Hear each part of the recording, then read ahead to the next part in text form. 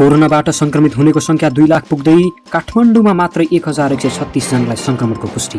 संघीय लोकतान्त्रिक गणतन्त्र नेपाल लेख्ने भए संविधान संशोधन गर्नुपर्छ परराष्ट्र मन्त्री ग्यावाली। कोरोना भ्याक्सिन बजारमा आउँदै पहिलो डोजले नै 90% ठिक हुने दाबी। विद्युत प्राधिकरणको निमित्त कार्यकारी निर्देशकको जिम्मा शाक्यलाई पुरै जिम्मेवारी दिने अनुमान। कोरोना परीक्षण र बिमा निशुल्क हुँदै के हो त वास्तविकता? भिडियोलाई अन्तिमसम्म हेर्नुहोला। 11औं जनगणना 78 जेठदेखि सुरु हुँदै 3 करोड जनसङ्ख्या पुग्ने अनुमान। सरकारद्वारा मुगु पठाएको खाद्यान्न भक्तपुरतिर कालैका बासिन्दा भन्छन् हामीले त सरकारी चामलको गेडो पनि देख्दैनौँ। कोरोना भाइरसबाट विश्वमा 5 करोडभन्दा बढी संक्रमित, नेपाल 34औं स्थानमा। अफगानिस्तानमा हिंसात्मक हमला, 8 जनाको मृत्यु। सुनको भाउमा लगातार वृद्धि, करिब 1 लाखमा कारोबार र साथमा अन्य 20 खबरहरू लिएर आएका छौँ। भिडियोलाई अन्तिमसम्म हेरेर साथ दिनुहोला। दर्शकबिन नमस्कार। अपडेट 360बाट बिहान 6 बजे प्रसारण हुने पछिल्लो 24 घण्टाका 20 विश्व गतिविधिहरूमा यहाँहरूलाई स्वागत छ।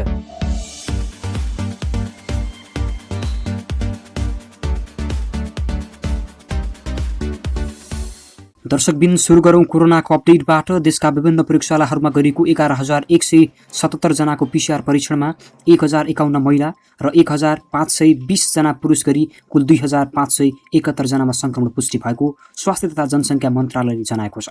यो सँगै देशभर हालसम्म संक्रमित हुनेको संख्या 1,97,024 पुगेको छ। गत 24 घण्टामा 1798 जना डिस्चार्ज भएका छन्। त्यस्तै नेपालमा कोरोना निको हुने दर 81% रहेको छ। गत 24 घण्टामा काठमाडौँ उपत्यकामा मात्र 1428 जनामा संक्रमण पुष्टि भएको छ। काठमाडौँमा 1136, भक्तपुरमा 91 र ललितपुरमा 201 जना संक्रमित भएको स्वास्थ्य तथा जनसङ्ख्या मन्त्रालयले जनाएको छ।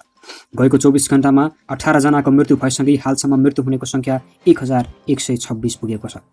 त्यसैगरी अर्को खबरतर्फ लागौँ। नेपाल विद्युत प्राधिकरणको निमित्त कार्यकारी निर्देशकमा हितेन्द्रदेव साकेलाई नियुक्ति गरिएको छ। ऊर्जा मन्त्रालयले साकेलाई वरिष्ठताका आधारमा प्राधिकरणको निमित्त कार्यकारी निर्देशक नियुक्ति गरेको हो। ऊर्जा जलस्रोत तथा सिँचाइ मन्त्री वर्षमान पुनका स्वकीय सचिव दुर्गा चापागाईका अनुसार साकेले आजदेखि पद सम्हाल्ने बताए। कुलमान घिसिङको कार्यकाल सकिएपछि मन्त्रालयले लेखनाथ कोइरालालाई निमित्तको जिम्मा दिएको थियो। त्यतिबेला साके नेपाल विद्युत प्राधिकरणकै इन्जिनियरिङ कम्पनीमा काजमा गएका थिए। ऊर्जा मन्त्री पुनले शुक्रबार प्राधिकरण सञ्चालक समिति बैठकमा साकेलाई काज फिर्ता गराउन निर्देशन दिएका थिए। अब हितेन्द्रदेव साकेलाई नै प्राधिकरणको कार्यकारी निर्देशक बनाउने योजना अनुसार निमित्तको जिम्मेवारी दिएको मन्त्रालय स्रोतले जनाएको छ। साके ऊर्जा मन्त्री पुन निकट मानिनुहुन्छ। त्यसैगरी दर्शकबिन अर्को एउटा खुसीको खबर रहेको छ। विश्वभर प्रतीक्षामा रहेको कोभिड-19 का लागि बनेको पहिलो भ्याक्सिनले 90% काम गर्ने सुरुवाती विश्लेषण गरिएको छ। यो भ्याक्सिन औषधि अमेरिकी कम्पनी फाइजर र जर्मनी कम्पनी बायोनटेकले बनाएका हुन्। कम्पनीले यो विज्ञान र मानवताका लागि महान देन भएको बताएको छ। कम्पनीले यो महिनाको अन्तिमसम्म भ्याक्सिन प्रयोगका लागि निवेदन दिनेछ। कोरोना विरुद्धको लडाईँमा भ्याक्सिनलाई नै प्रमुखताको साथ हेरिएको अवस्थामा यो ठूलो सफलता हो। यो भ्याक्सिन 6 देशका 43,000 मानिसमा परीक्षण गरिएको छ। परीक्षणको क्रममा मानव जीवनको रक्षाका लागि कुनै समस्या आएको छैन। विश्वभर दर्जनौं भ्याक्सिन ट्रायलको अन्तिम चरणमा छन्। यसलाई फेज 3 ट्रायल भन्ने गरिन्छ। कोरोनाको मामिलामा नतिजा दिन सफल यो पहिलो भ्याक्सिन हो। 3 हप्ताभित्र भ्याक्सिनको 2 डोज लिनुपर्ने बताइएको छ। अहिलेसम्म अमेरिका, ब्राजिल, जर्मनी, अर्जेन्टिना, दक्षिण अफ्रिका र टर्कीमा भएको परीक्षणमा 7 दिनभित्र 90% मानिसमा भाइरस विरुद्ध रक्षात्मक प्रणाली विकसित भइसकेको बीबीसीले जनाएको छ। फाइजरले यो वर्षको अन्तिमसम्म भ्याक्सिनको 5 करोड डोज उपलब्ध गराउन सक्ने बताएको छ। भ्याक्सिनलाई 0 देखि 80 डिग्री सेल्सियस तापक्रममा भन्दा तल राख्नुपर्ने बताइएको छ। भ्याक्सिनको प्रतिरोधी क्षमता कहिलेसम्म रहने र कुन उमेर समूहका मानिसमा के असर हुन्छ भन्नेबारे भने कम्पनीले कुनै पनि जानकारी दिएको छैन। फाइजरका अध्यक्ष डाक्टर एल्बर्ट बोर्लाले भनेका छन्, हामी विश्वभरका मानिसलाई यो सङ्कटबाट बाहिर निकाल्ने प्रयासको करिब नजिक पुगेका छौँ। कम्पनीले नोभेम्बरको तेस्रो हप्ता भ्याक्सिनलाई नियामक निकायमा पेश गर्न सकिने गरी तयारी गरेको बताएको छ। बेलायतले यो भ्याक्सिनको 3 करोड डोज पहिले नै अर्डर दिइसकेको छ। त्यसैगरी अर्को समाचारतर्फ लागौँ। परराष्ट्र मन्त्री प्रदीप ग्यावालीले देशको नाम संघीय लोकतान्त्रिक गणतन्त्र नेपाल लेख्ने भए संविधान संशोधन गर्नुपर्ने बताएका छन्। सोमबार संघीय संसदको राज्य व्यवस्था तथा सुशासन समितिको बसेको बैठकमा उपस्थित भएका मन्त्री ग्यावालीले देशको नाममा विशेषण जोड्नुपर्ने भए संविधान संशोधन गर्नुपर्ने बताएका हुन्। मुलुकको शासन प्रणालीलाई देशको नाममा जोड्ने हो भने संविधान संशोधन गर्न छलफल गर्न सकिने पनि उनले बताएका छन्। तर अहिलेको संविधानमा नेपालको नाम नेपाल भनिएको हुनाले प्रशासनिक हिसाबले पत्रचार गर्ने काममा नेपाल भनेर लेख्ने निर्णय सरकारले गरेको पनि मन्त्री ग्यावालीले स्पष्ट पारेका छन्। उनले भने संविधानमा हामीले नेपालको संविधान लेख्यौं तर संघीय लोकतान्त्रिक गणतन्त्र नेपालको संविधान लेखेनौं। त्यस्तै नेपालको झण्डा लेख्यौं, संघीय लोकतान्त्रिक गणतन्त्र नेपालको झण्डा लेखेनौं, अनि नेपाल सरकार लेख्यौं तर संघीय लोकतान्त्रिक गणतन्त्र स्वतन्त्र नेपाल सरकार भनी लेखेनौँ। त्यसैले संविधानमा नै व्यवस्था नभएको विषयमा नेपालको नाम पछाडि विशेषण जोड्नुपर्ने आवश्यकता नरहेको उनले बताएका छन्। संविधानको धारा 56मा नेपालको राज्य संरचना कस्तो हुन्छ स्पष्टसँग लेखिएकाले सरकारको यो निर्णयले त्यसलाई परिवर्तन गर्न नखोजेको पनि मन्त्री ग्यावालले स्पष्ट पारेका छन्। त्यसैगरी अर्को खबर रहेको छ मुगु जिल्लाको सोरु गाउँपालिका वडा नम्बर 9 कालै गाउँका ताराचन्द्र चौलागाईले सरकारी अनुदानको चामल नदेखेको करिब 8 महिना पुगेको बताएका छन्। गाउँमै खाद्य व्यवस्था तथा व्यापार कम्पनीको चामल बिक्री केन्द्र भए पनि उनी व्यापारीले ल्याएको महँगो चामल किन्न बाध्य छन्। उनका अनुसार चैतदेखि अनुदानको चामल बिक्री भएको छैन। कालै गाउँका उनी जस्ता अन्य स्थानीयले समेत अनुदानको चामल नपुग्दा बजारबाट महँगो मूल्यमा किनेर खानुपर्ने बाध्यता रहेको बताए। नेपाल सरकारले कालैको लागि वर्षेनी अनुदानको चामल पठाउने गर्छ, तर चौलागाई भन्छन् हामीले त सरकारी चामलको गिडो पनि देख्दैनौँ, कसले खान्छ हामीलाई के थाहा। करिब 400 परिवार रहेको कालै गाउँमा स्थानीय उत्पादनले मुस्किलले 6 महिना खान पुग्छ। दलित समुदायमा त वर्षभरि खानको अभाव हुन्छ। यही समस्या टार्न सरकारले कालैमा सरकारी खाद्य बिक्री केन्द्र राखेको हो। कालैमा सरकारी अनुदानको अरुवा मोटो चामल 49 रुपैयाँ र जापानी चामल 52.5 रुपैयाँसम्म पर्छ, तर अहिलेको बजारमा प्रति केजी 60 देखि 65 रुपैयाँसम्म खरिद गरेर खाने गरेको एक स्थानीयले बताए। पछिल्लो समय कालै बिक्री केन्द्रका लागि सुर्खेत स्थित कम्पनीको गोदामबाट उठाएको 250 क्विन्टल चामल भक्तपुर लैजाँदै गर्दा नियन्त्रणमा लिएको छ भने करिब 60 क्विन्टल ढुवानी सेवाको खाद्यान्न सुर्खेत स्थित गोदाममा रहेको छ। त्यसैगरी अर्को खबरतर्फ लागे दर्शकबिन, सरकारले कोरोना परीक्षणको शुल्क लिने प्रसङ्ग चलिरहेको बेलामा काठमाडौँको दक्षिणकाली नगरपालिकाले भने नगरवासीको निःशुल्क कोरोना बिमा गर्ने तयारी गरेको छ। नगरपालिकाका मेयर मोहन बस्नेतले केन्द्र सरकारले 300 र नगरपालिकाले बाँकी 300 रुपियाँ बेहोर्ने गरी सबै नगरवासीको बिमा गर्ने तयारी गरेको जानकारी दिए। कसैलाई संक्रमण भइहाल्यो भने आर्थिक रूपमा अलिकति भए पनि मलमपट्टि होस् भनेर नगरवासीको बिमा गराउन खोजेको हुँ मेयर बस्नेतले भने। उनले बिमा गराउने निर्णय विपद व्यवस्थापन समितिको बैठकबाट पारित भइसकेको र अब कार्यपालिकाको बैठकले पारित गरे लगत्तै काम अघि बढाइने बताए। निर्णय पारित भएपछि सबै वडाहरूमा वडाध्यक्ष र जनप्रतिनिधिहरूको रोबरमा सबैलाई फारम भर्न लगाउने नगरपालिकाको तयारी छ। मेयर बस्नेतले कम्तीमा पनि 25 देखि 30 हजार जनाको बिमा गराउनु पर्ने जानकारी दिए। उनले भने हामीले अनुमान गरेको 40 हजार हो, तर त्यसमा कतिले गरिसक्नु भएको छ, त्यसैले 25 देखि 30 हजार जनाको बिमा गर्नुपर्ने हुन सक्छ। उनले अब नगरवासीको PCR परीक्षण पनि नगरपालिकाकै खर्चमा हुने बताए। पहिले केन्द्र सरकारले परीक्षण गर्ने र त्यसमा नगरपालिकाले सहजीकरण मात्रै गर्दै आएको, अब भने PCR परीक्षण पनि नगरपालिकाले निःशुल्क गरिदिने मेयर बस्नेतले बताउँछन्। सरकारले PCR परीक्षणबाट हात झिकिसकेपछि गत कार्तिक 17 गते विपद व्यवस्थापन समितिको बैठकमा PCR परीक्षण पनि नगरपालिकाकै खर्चमा सुरु गर्ने भनेर लागेका छौँ उनले भने।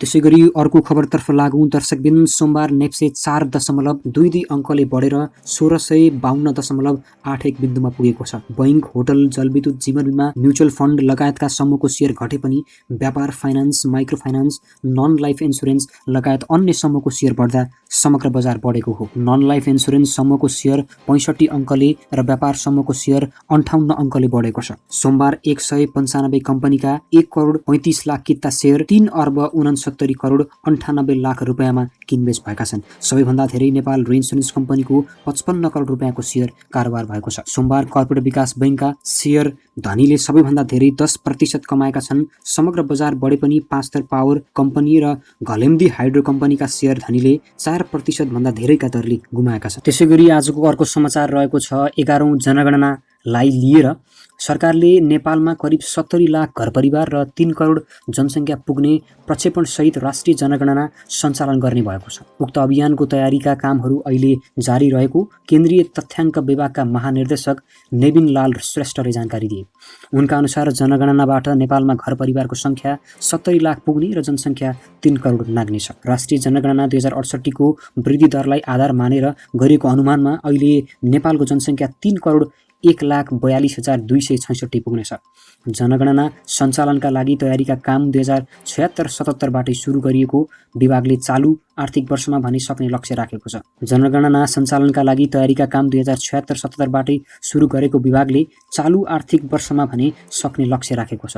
विभागले 2078 जेठ 25 देखि असार 8 गतेसम्म हरेकका घरमा पुगेर जनगणना गर्नेछ। त्यसैगरी अर्को खबरतर्फ लागौँ। चीनको हुए प्रान्तको वुहान सहरबाट गत वर्षको डिसेम्बरमा सुरु भएको कोरोना भाइरसबाट हालसम्म 5 करोड भन्दा बढी व्यक्ति संक्रमित भइसकेका छन्। यस कोरोना भाइरसबाट हालसम्म 5,04,02,558 सङ्क्रमित हुनुको साथै 12,56,254 जनाको मृत्यु भएको एक विश्वविद्यालयले सोमबार जानकारी दिएको छ। यसैबीच तीमध्ये 3,55,00,000 भन्दा बढी कोरोना मुक्त भएका छन्। संयुक्त राज्य अमेरिका सबैभन्दा बढी प्रभावित देश हो। यहाँ कोरोनाबाट 2,37,113 जनाको मृत्यु भएको छ। अमेरिकामा 79,71,651 व्यक्ति कोरोना भाइरस सङ्क्रमित भएका छन्।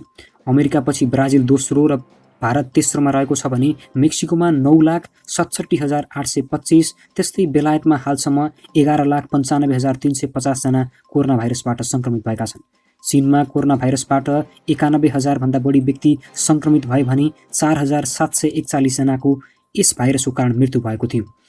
विश्वभरि कोरोना भाइरस सङ्क्रमित पुष्टि भएका मानिसहरूको सङ्ख्या 5 करोड नाग्दा नेपालमा सङ्क्रमितको कुल सङ्ख्या 2 लाख पुग्न लागेको छ। सङ्क्रमितको सङ्ख्या 2 लाख पुग्न लाग्दा नेपाल कोरोना भाइरस प्रभावित देशको सूचीमा 34औं स्थानमा छ। दर्शकबिन अब लागौँ अर्को खबरतर्फ। अफगानिस्तानको गजनी प्रान्तमा भएको एक हिंसात्मक हमलामा परि 8 जना सर्वसाधारणको ज्यान गएको छ। उक्त प्रान्तको नवा आवाद भन्ने क्षेत्रमा भएको सो हिंसामा परि 8 जना सर्वसाधारणको ज्यान जानुका साथै अन्य 7 जना गम्भीर रूपमा घाइते भएको एजेन्सीहरूले बताएका छन्। आइतबार साँझ सो क्षेत्रमा मोर्टार प्रहार भएको थियो, तर त्यो मोर्टार कसले र किन हानेको भन्ने बारेमा भने केही पनि बताइएको छैन। तर पनि अफगानिस्तानमा हिंसा गरिरहेका तालिबानहरूले नै सो हमला गरेको हुन सक्ने त्यहाँका सुरक्षा निकायले दाबी गरेका छन्। यहाँ हमलाबारे तालिबानहरूले भने अहिलेसम्म कुनै पनि जिम्मेवारी लिएका छैनन्। त्यसैगरी अर्को खबर रहेको छ सुनको भाउलाई लिएर। गत शुक्रबारदेखि सुनको भाउ लगातार उकालो लाग्दै 1 लाख नजिक पुगेको छ। सोमबार छापावाल सुनको मूल्य